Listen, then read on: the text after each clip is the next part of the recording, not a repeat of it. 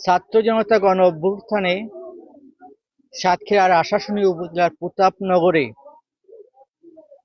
Fascist সরকারের পতনের পরপরই বিজয় মিছিলে আওয়ামী লীগের সন্ত্রাসী হামলায় গুলিতে নিহত হয় আনাস বিল্লাহ সহ ৩ জন, আহত হয় আরো ১০-১১ জন। আমি এখন আছি সেই প্রতাপনগরের হাফেজ আনাস বিল্লাহর তার পরিবারের কাছে, জানতে চাই ১ বছর পেরিয়ে যাওয়ার পর তারা কেমন আছে এবং তার ভাই হত্যার বা তার সন্তান হত্যার বিচারটি কেমন ভাবে পেতে চায় তারা।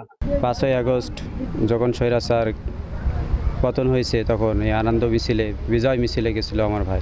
আমার ভাই ছেলে 11-12 বছর বয়স, ছেলেটা 2 বছর হাফেজে গেছে। সেই ছেলেটার এত পরিমাণে আঘাত দিয়ে মারিছে, আমি সঠিক বিচার চাই। আমাদের জিল্লুর অবস্থা আপনার পেটে গুলি লাগছে, আপনি যদি দেখতে চান তো আপনারা দেখবেন যে তার পেটের ভিতরকার যে ইন্টারনাল যে ইস্যুগুলো, আপনার নাড়ি ভুঁড়ি সহ সব কিছু বাইরে বের করা ছিল। এমনকি সে 2 মাস পর আরও একটা অপারেশন হয়েছে। তারপরে আপাতত সে মানে আমরা আশা করি নাই, মানে আশা করি বলতে ভুল, আমাদের সেই বিশ্বাসটা ছিল না কখনো যে সে বেঁচে থাকবে। 5ই আগস্ট আমি যখন আন্দোলনে ছিলাম, এক পর্যায়ে পুলিশের গুলি খাইছিলাম। ওখানে গুলি খাওয়ার পরে আমার ভাইরা অনেক সাহায্য করেছে, তারা ধরে হাসপাতালে নিয়ে গেছে।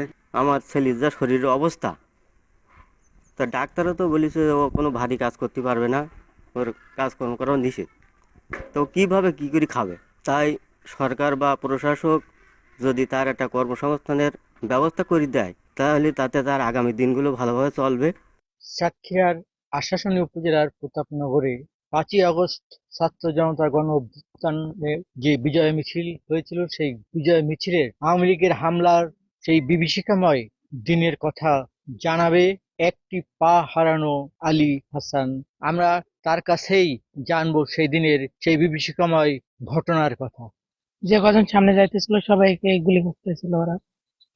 তো একটা পর্যায়ে প্রায় 15 জনা গুলিবিদ্ধ হয়। আর পরপর সবাইকে ওইখান থেকে যে গাড়ি বা মোটরসাইকেল এটাতে উঠে হসপিটালে পৌঁছে দেওয়ার পরে আমরা যখন অন্য সাইডে চলে যাই, সামনের গেটের থেকে পিছনের গেটের সাইডে, তখন হঠাৎ করে ওই সাইডে গুলি করা শুরু করে। তো ওইখান থেকে ওই গেট থেকে আমরা 3 জন আহত হই একসঙ্গে। তো আমার পায়ে এসে লাগছিল গুলি, 9টা গুলি লাগছিল পায়ে, এখনো একটা ভিতরে আছে। আর বুকে লাগছিল সারা গুলি। ওই সিট খালি ছিল না, ইমার্জেন্সির ফ্লোরে থাকতে হয়েছিল 3 দিন। এখন 3 দিন চিকিৎসাধীন অবস্থায়। পায়ের কোয়ালিটি আরো ধীরে ধীরে খারাপ হতে থাকে, একটা পর্যায়ে পায়ে পচা ধরে গেছে। পরে ডক্টরে দেখলো যে পায়ে যদি আবার অপারেশন বা হাড্ডি যদি না কাটা হয়, তাহলে আর্টিফিশিয়াল লিম্বটা লাগাতে পারবো না। তো 2 মাস পরে অপারেশন করা হয়। করার পরে 10 থেকে 15 দিন ওইখানে রাখে, রাখার পরে রিলিজ দিয়ে দেয়। রিলিজ দেওয়ার পরে এই 3 মাসের মতো বাসায় আছে। এই অবস্থায় সে এখনো চিকিৎসাধীন আছে। সরকার থেকে বা বিভিন্ন প্রতিষ্ঠান থেকে যে টুকটাক সাহায্য করা হয়েছিল সেগুলো ইতিমধ্যে শেষ হয়ে গেছে, কিন্তু তার চিকিৎসা ব্যবস্থা এখনো শেষ হয়নি, চলমান। এখন যে ব্যয়বহুল চিকিৎসা, এটা তো তার পরিবার অর্থ জোগাড়ে ব্যাপক সংকটে আছে। মুমতাজ আহমেদ বাপি, সময় সংবাদ, সাতক্ষীরা।